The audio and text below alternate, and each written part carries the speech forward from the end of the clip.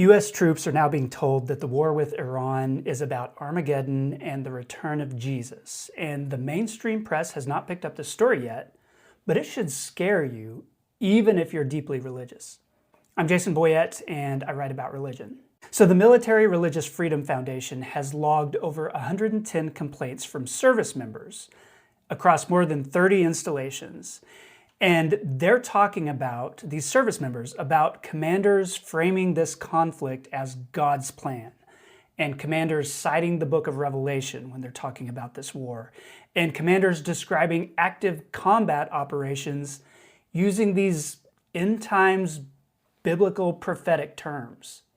This is not just one rogue chaplain, this is a pattern. To know why this is dangerous, you need to know exactly where this theology comes from, because it's not ancient Christianity. This is not first century theology. It's a teaching that was systematized in the early 1800s by a British preacher named John Nelson Darby.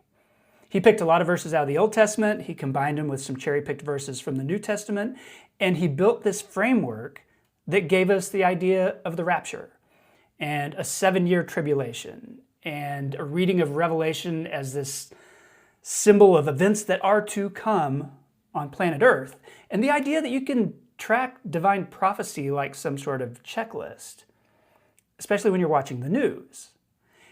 And Darby's system blew up. It was helped along in the 20th century by the Scofield Reference Bible, which was a Bible that used his teachings as footnotes, and so people read those footnotes in the Bible and they thought, well, this is scripture.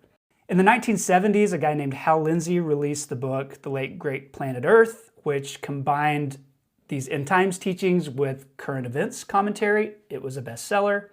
And then in the 90s, of course, you got the whole Left Behind series, which made this whole scenario pop culture for Americans.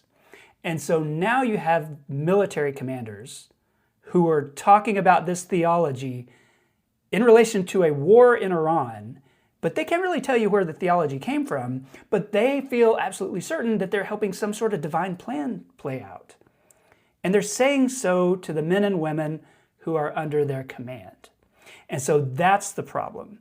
A commander who believes history is unfolding on a prophetic schedule, he's not just operating out of personal faith. He's working towards a story where he thinks the ending is already written. And all of his subordinates are characters in that story.